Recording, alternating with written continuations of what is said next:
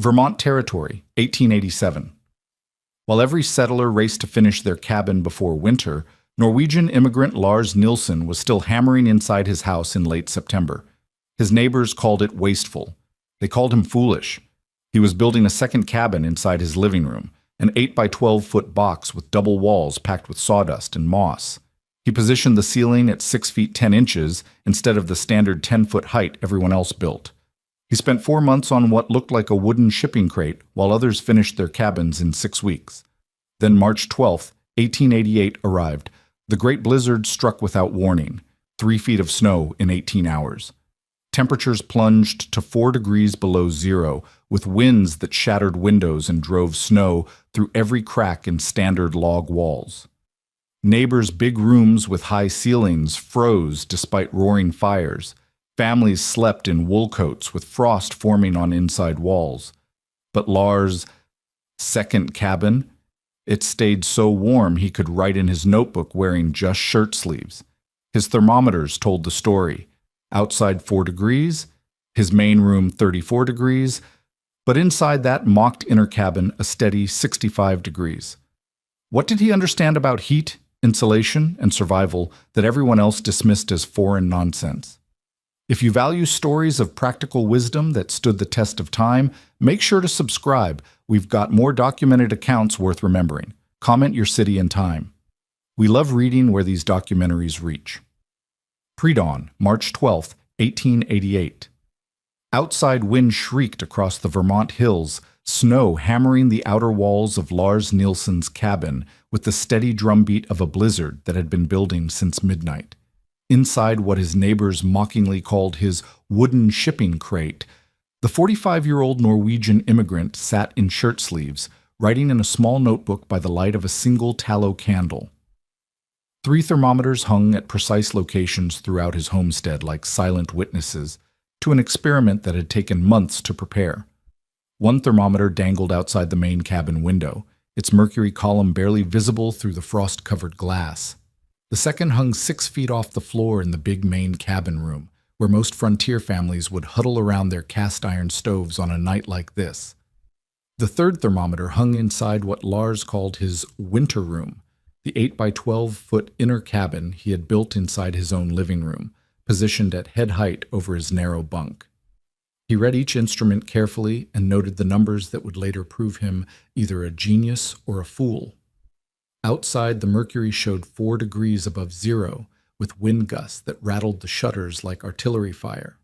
In the main room, where a water bucket had developed a thin skin of ice despite the banked coals in the stove, the temperature held at 34 degrees. But inside his mocked inner cabin, the thermometer read a steady 65 degrees, a 31-degree difference from the main room and more than 60 degrees warmer than the brutal wind chill that was killing livestock across 3 states. Lars pulled his quilt tighter and heard distant shouting from a neighbor already in trouble somewhere out in the storm. He made one more notation in his ledger, blew out the candle, and settled back into the warmth that had cost him 4 months of ridicule and the social standing he had spent 3 years building since arriving from Trondheim. The mockery had started in late August when Lars began marking out an 8 by 12-foot rectangle in one corner of his main room, positioned near his existing cast-iron stove but not crowding it. While his neighbors raced to complete their cabins before the first frost, Lars was still measuring and calculating, planning a ceiling height of 6 feet 10 inches so he could stand upright, but keeping the total volume as small as physics would allow. The arithmetic was simple enough for any man who had heated a Norwegian farmhouse through a winter that lasted 7 months. The outer cabin contained roughly 20 by 28 feet, with an average height of 10 feet, creating 5,600 cubic feet of air that needed heating. His planned winter room would contain only 672 cubic feet, roughly 1/8 the volume. Ephraim Cobb, the ex-soldier who appointed himself spokesman for proper frontier construction, had watched Lars frame the inner walls with 2x4 lumber instead of logs, and declared the project both wasteful and unhealthy. "Looks like you're building a rat cage in your parlor, Lars," Cobb had announced to anyone within hearing distance at Mueller's general store. "If you want heat, just cut more wood like everybody else." The criticism had grown sharper when Lars chose his materials. Instead of the standard log construction that defined respectability on the frontier, he sheathed his inner walls with rough boards, creating a double wall system with a 1-inch air gap that he methodically packed with sawdust and dry moss, insulation materials that any sawmill would provide for free, but that most settlers considered suitable only for temporary repairs. The simple plank door got a quilt tacked inside as a soft gasket, and the floor became a raised wooden platform 6 inches above the main cabin's drafty boards, filled with dry planer shavings and straw.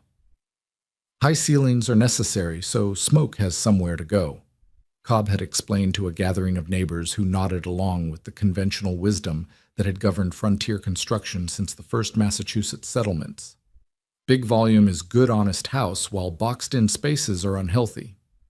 The criticism carried weight because Cobb had built 3 cabins and helped raise a dozen others, establishing himself as the local authority on what worked and what would get a family killed. Lars had offered quiet rebuttals when pressed, though he preferred to let his arithmetic speak for itself. "It's not the smoke I'm worried about," he had told the men gathered around the store's checkerboard one September evening. "It's how fast the woodpile disappears."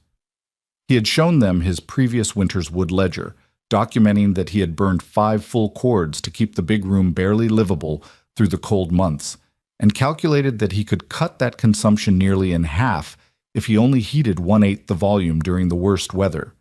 The logic had seemed sound to him, drawn from memories of his childhood in rural Norway, where farmhouses featured small heated stew rooms and box beds that stayed warm even when the outer rooms froze solid. He had worked a winter logging crew in Quebec, where a French-Canadian foreman named Henri Leclerc had described his uncle's room-within-a-room arrangement that saved cord after cord of fuel by concentrating heat where men actually slept. He had also talked extensively with Joseph Taco, the Abenaki trapper who had described how winter wigwams used double layers and low roofs to trap heat in spaces no larger than a generous closet.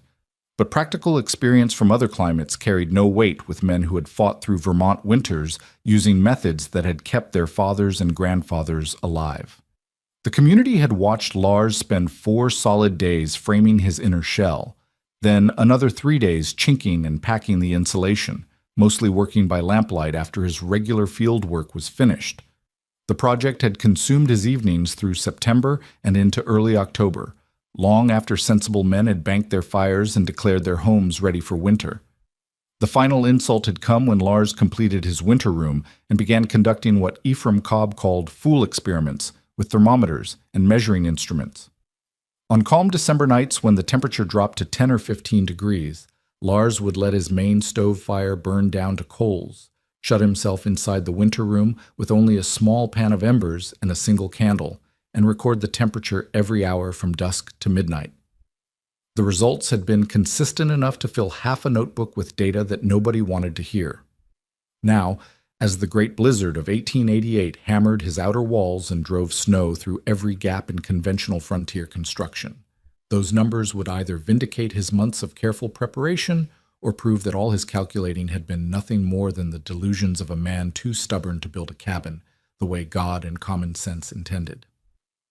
The first real test had come in December, when a cold front dropped nighttime temperatures to 10 degrees above zero, with a steady wind that found every gap in the settlement's hastily chinked walls.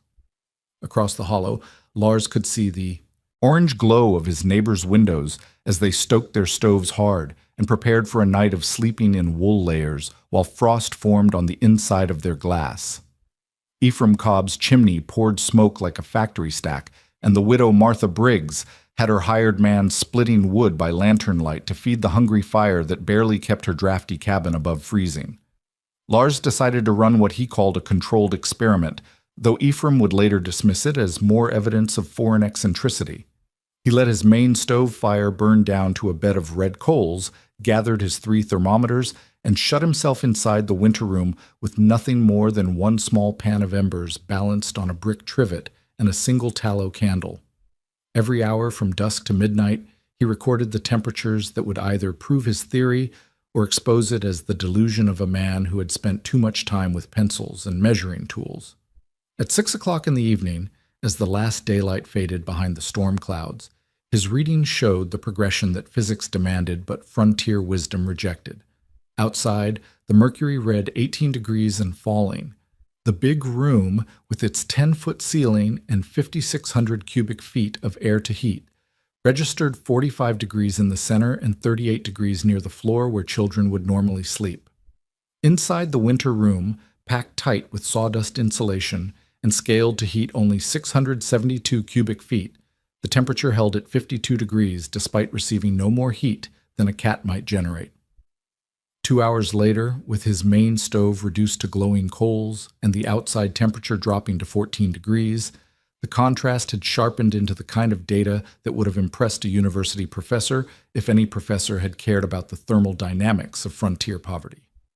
The big room had fallen to 38 degrees and continued dropping as heat leaked through the log walls and escaped through the high ceiling where warm air naturally rose and cooled.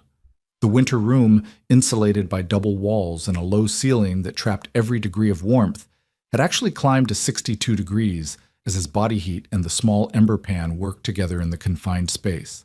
By midnight, with outside temperatures reaching 12 degrees and a wind that made the mercury seem optimistic, the experiment had delivered results that would reshape how thinking men approached the problem of winter survival. The big room had dropped to 34 degrees, cold enough that water would freeze and families would wake with ice crystals on their blankets. The winter room held steady at 60 degrees, warm enough that a man could work in shirt sleeves and sleep without fear of frostbite claiming his fingers or toes. The mathematics were simple enough for any homesteader who understood that heating air required fuel and that fuel cost money, labor, and time that could be spent on other survival tasks. Lars had demonstrated that a space 1/8, the volume could be kept 30 degrees warmer using less than 1/10 the fuel, a ratio that meant the difference between burning 5 cords of wood per winter or burning 2.5 cords. In a frontier economy where every cord represented days of cutting, splitting, and hauling, the winter room promised to return a man's investment in better insulation through reduced labor and increased safety. But practical mathematics carried no weight with neighbors who had survived previous winters using methods that their fathers had taught them and their grandfathers had proven in the settlements of Massachusetts and Connecticut. Ephraim Cobb examined Lars's thermometers and declared them faulty, insisting that properly calibrated instruments would show no such dramatic differences. When Lars offered to loan the instruments for Ephraim's own experiments, the ex-soldier dismissed the idea as unnecessary because any fool knows you need room to breathe and space for smoke to rise. The criticism expanded beyond mere technical disagreements into questions of health and morality that reflected deeper anxieties about foreign methods challenging American common sense. "It's unhealthy to sleep in such a tight space," Martha Briggs's hired man declared after examining the winter room's dimensions, "especially with a coal pan that could poison the air." The concern about carbon monoxide was legitimate enough, though Lars had positioned his ember pan carefully and cracked his door for ventilation during the experiments. More troubling was the broader suspicion that a man who would voluntarily confine himself in such a small space might lack the frontier virtues of independence and openness that defined proper American character. "I want a house I can walk around in," Ephraim had announced at Miller's store, "not a shipping crate that makes a man feel like cargo." The sentiment reflected a cultural investment in spaciousness that went beyond practical concerns about heating costs or fuel efficiency. To the Vermont settlers who had fought for every acre and built their cabins as symbols of their conquest over the wilderness, Lars's winter room represented a troubling retreat into the kind of cramped European-style accommodations that they had crossed an ocean to escape. Yet by January, when a brief thaw allowed neighbors to assess their wood consumption, the winter room's economic advantages had become too obvious to ignore completely. The settlement's woodpiles stood like visible scoreboards of efficiency and waste, with most families having burned through 2 cords from their original 6-cord stacks, while Lars had barely touched his carefully measured reserve. His methodical record-keeping showed fuel consumption running at less than half the community average, a savings that translated directly into reduced labor, reduced risk, and increased security against the kind of deep cold that could exhaust a woodpile and leave a family defenseless. Joseph Taco, the Abenaki trapper who moved between the white settlements and the traditional hunting camps, had observed Lars's winter room with the recognition of someone whose people had been solving similar problems for centuries before iron stoves and glass thermometers arrived in the forest. "Your inner cabin is like our winter wigwams," he had told Lars during a January trading visit, "only built with boards instead of bark and moss." The comparison was exact enough to be instructive. Both designs use small, enclosed spaces, dead air insulation, and thermal mass to create warm refuges within larger protective shells, proving that Lars's innovation was actually the wooden translation of techniques that had kept people alive through countless hard winters. The knowledge that his winter room represented traditional wisdom rather than dangerous experimentation had given Lars confidence as the truly severe weather approached, though it did nothing to reduce the skepticism of neighbors who remained convinced that bigger rooms, higher ceilings, and hotter fires represented the only reliable defense against the kind of cold that could kill families in their sleep. The Great Blizzard of 1888 began with deception, as the most dangerous storms often do. Early March had brought several days of unseasonably mild weather and steady rain that convinced many settlers to let their guard down and allow their stove fires to burn low, confident that the worst of winter had passed them by. Some neighbors had even mocked Lars for continuing to sleep in what Ephraim Cobb called the wooden box so late in the season, suggesting that a man who needed such extreme measures to stay warm lacked the hardy constitution that frontier life demanded. The storm struck on March 11th with the sudden violence that would make it one of the most lethal weather events in American history. What meteorologists would later document as a collision between warm Gulf air and Arctic masses created a weather bomb that dropped temperatures from just above freezing to single digits within hours, while winds building to 45 and 50 miles per hour drove snow through every chink and gap in construction that had seemed adequate during milder weather. Across New England, the storm would ultimately dump 20 to 40 inches of snow and create drifts reaching 12 to 40 feet in height, trapping families in their homes and killing livestock by the thousands. In the first hours of the blizzard, as snow began piling against cabin walls and finding its way through gaps in log construction, despite moss and mud chinking, the fundamental weaknesses of conventional frontier building revealed themselves with lethal precision. High-ceiling cabins that had seemed spacious and healthy during moderate cold became impossible to heat as thick, warm air rose to the rafters while children shivered on floors that remained 20 or 30 degrees colder. Ice crusts formed on inside walls where moist indoor air met cold log surfaces, and the driving wind created pressure differentials that forced snow through cracks that had been invisible during calmer weather. Lars positioned his 3 thermometers as witnesses to what he suspected would become a contest between competing theories of survival, though he took no pleasure in the approaching vindication of methods that had cost him months of social standing.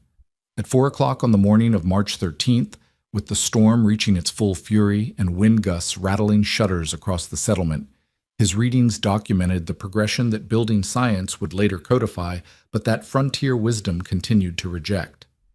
Outside his cabin, the mercury showed 3 degrees above zero, while wind gusts created effective temperatures well below the capacity of human survival without shelter. In his main room, where he had banked his fire low to conserve the wood that might need to last for days, the temperature registered 33 degrees at the 6-foot level where his thermometer hung, cold enough that his breath remained visible and frost began forming on metal surfaces. Inside the winter room, insulated by double walls packed with sawdust, and heated by the confined space that trapped every degree of warmth, the temperature held at 64 degrees, with the kind of stability that allowed a man to sleep without fear and work without gloves. By midday on March 13th, as neighbors discovered that their woodpiles were disappearing faster than they had calculated and their cabins were becoming uninhabitable.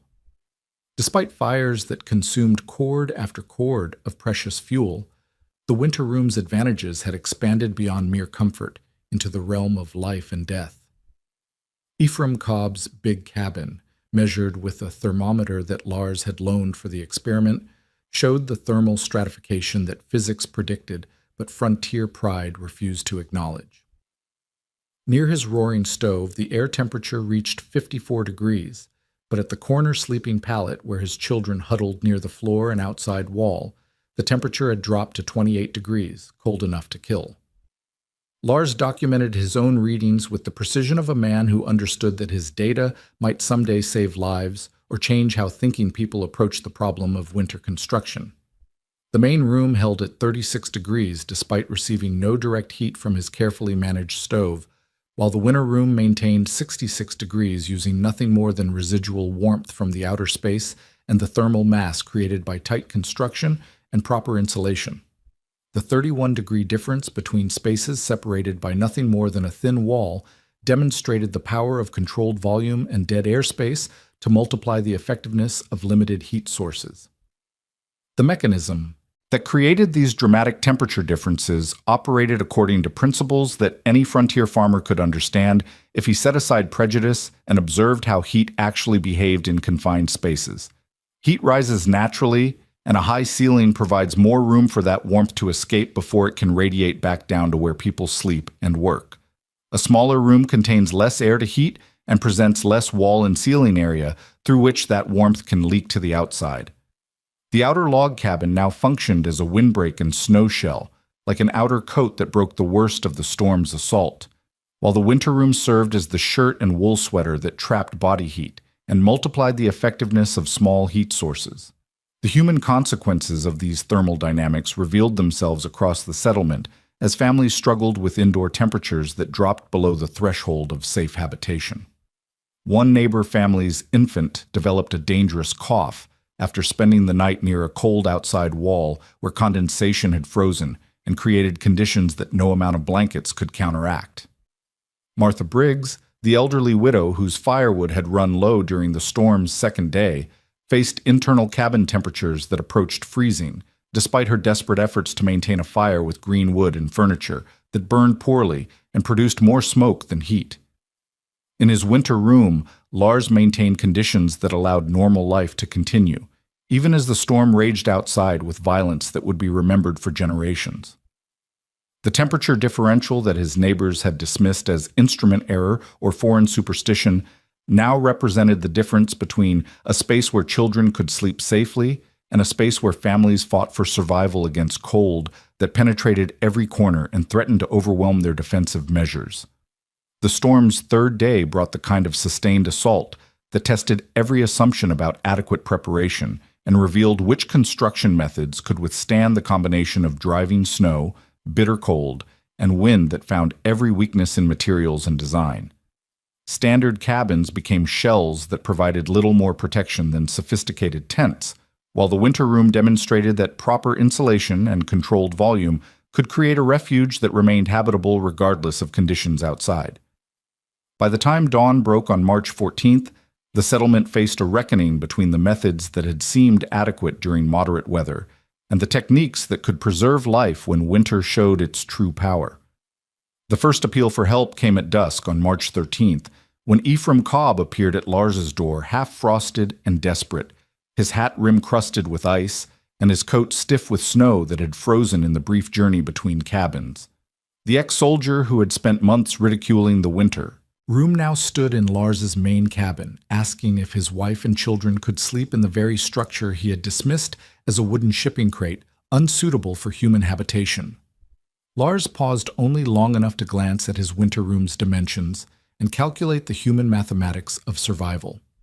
The inner cabin measured 8 feet by 12 feet, with a built-in bunk occupying 6.5 feet of one wall, a narrow bench for clothing, and hooks that held the family's winter gear. His own family of 4 already filled the space to its intended capacity, but Ephraim's wife and 3 children would make 7 people total, requiring roughly 18 to 20 square feet per person if they arranged themselves like the Norwegian box beds of his childhood, with children sleeping sideways across the bunk and adults lying along the floor on straw ticks and wool blankets. The arrangement would be tight enough to challenge American sensibilities about personal space and individual comfort. But European peasant families had survived countless hard winters using similar techniques, and the confined space would actually increase the room's heating efficiency by adding body warmth to the candle and ember pan that provided the only direct heat sources. Lars made the calculation that frontier hospitality demanded and opened his winter room to neighbors who had no other refuge from cold that was dropping toward levels that could kill healthy adults within hours of exposure. Martha Briggs arrived shortly after midnight, helped through the storm by Joseph Taco, who had found her cabin nearly uninhabitable and her firewood exhausted.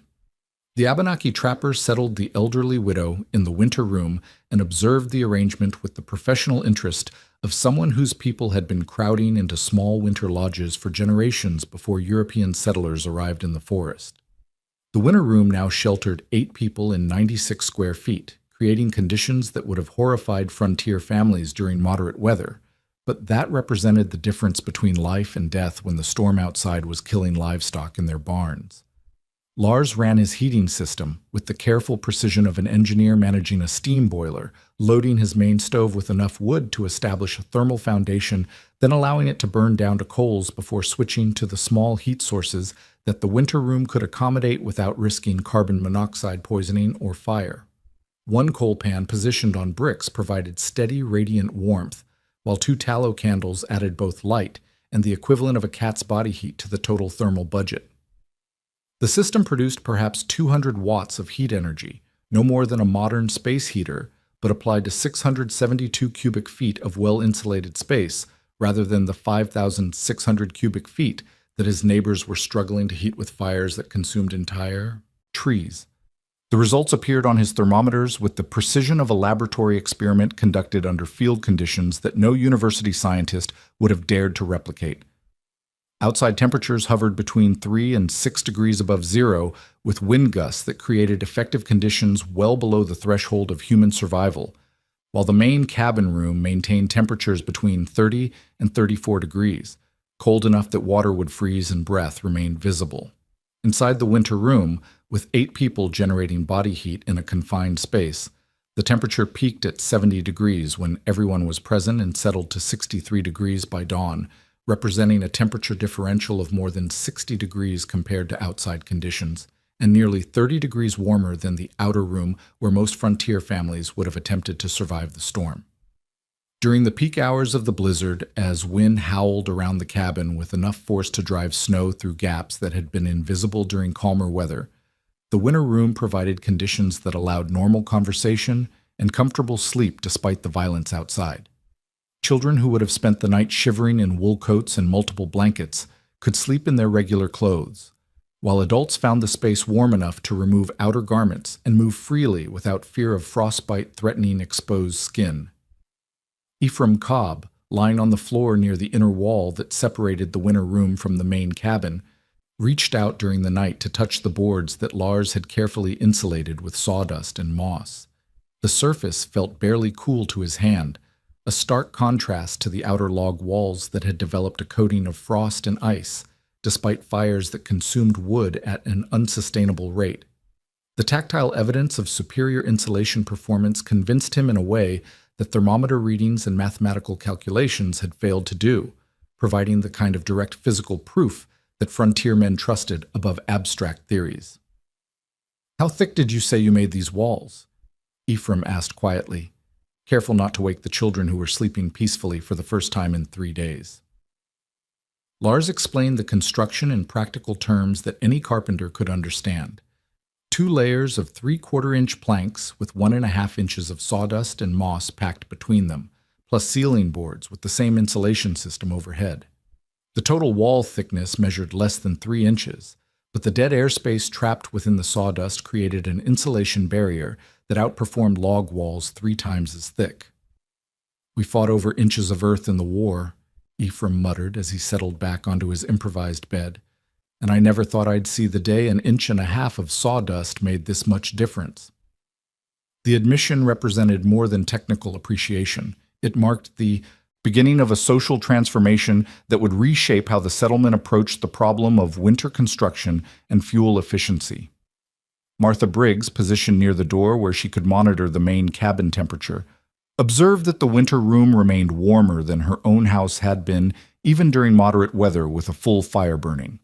The comparison highlighted the fundamental inadequacy of standard frontier construction when measured against techniques that had been refined over centuries of northern European winters, and it suggested that American settlers had discarded valuable knowledge in their rush to build quickly and claim territory. As dawn approached and the storm began to show signs of exhaustion, the winter room had demonstrated its capacity to preserve life under conditions that had proven fatal elsewhere in the region. 8 people had survived in comfort using fuel consumption that represented a fraction of what their neighbors had burned while struggling to maintain barely habitable temperatures in spaces that leaked heat faster than wood fires could replace it. The storm broke on March 15th with the sudden stillness that follows nature's most violent tantrums, leaving behind a landscape transformed by snowdrifts that reached the eaves of some cabins and buried others entirely. As settlers dug themselves out of what would be remembered as one of the deadliest blizzards in American history, they began tallying losses that extended far beyond property damage into the realm of human life itself. Word traveled slowly through the settlement that an infant had died in a poorly built cabin 3 miles north, where inadequate chinking and thin walls had failed to provide protection against cold that penetrated every corner and overwhelmed the family's defensive measures.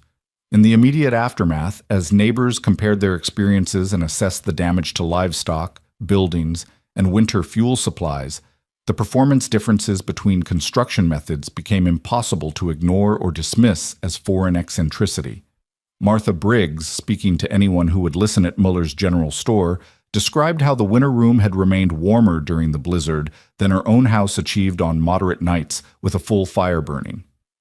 Ephraim Cobb, swallowing considerable pride, admitted that his family would have faced serious danger without access to Lars's inner cabin, and that his own big room with its high ceiling had proven nearly impossible to heat despite burning wood at a rate that would have exhausted his winter supply within weeks. The practical conclusions that emerged from these testimonies challenged fundamental assumptions about proper frontier construction that had governed settlement building since the earliest Massachusetts colonies. Big rooms with high ceilings, long considered the mark of a prosperous and healthy household, revealed themselves as thermal disasters that wasted fuel and endangered lives when weather turned severe. Leaky log shells that had seemed adequate during moderate cold became death traps when driven snow found every gap in wind pressure forced frigid air through construction joints that had been invisible during calmer conditions. Within months of the blizzard, several neighbors began implementing their own versions of the winter room concept, adapting Lars's basic principles to their existing structures and family needs.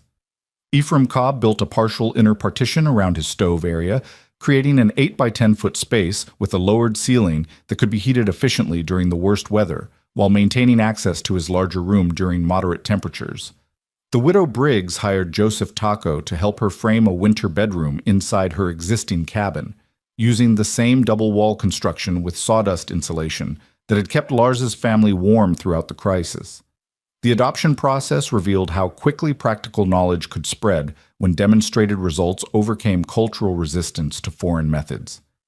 Men who had dismissed Lars's winter room as the product of European backwardness now studied its construction details and requested advice about wall thickness, ceiling height, and insulation materials. The transformation represented more than technical curiosity. It marked a fundamental shift in how the settlement approached the balance between comfort, safety, and fuel efficiency that determined survival margins during severe weather. Joseph Taco observed the community's sudden interest in compact heated spaces with the satisfaction of someone whose traditional knowledge had finally received the respect it deserved.